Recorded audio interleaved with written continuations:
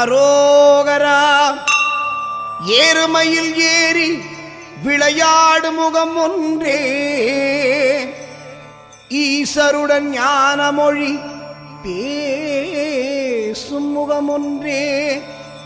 கூறும் அடியார்கள் குறை தீர்த்த முகம் ஒன்றே,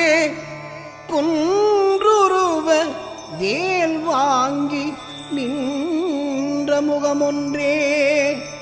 மாறுபடு சூரரை வதைத்த முகம் ஒன்றே, வள்ளியை மனம் புணர வந்த முகம் ஒன்றே, ஆறுமுகமான பொருள்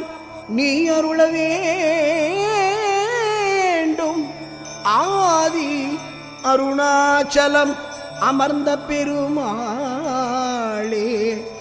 ஆதி